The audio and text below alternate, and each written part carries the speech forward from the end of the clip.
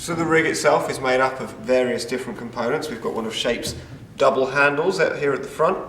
This is their longer handle than normal. It's got two adjustment sections here. You've also got the 1/4 inch and 3/8 inch Whitworth threads just here. We've got the paparazzi riser. This is where your camera will attach.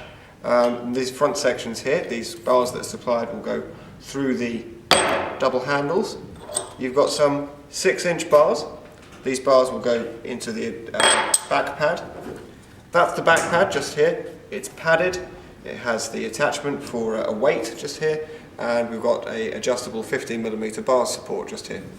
The weight goes onto the back of the shoulder pad and is 1.5 kilos. So let's put this rig together.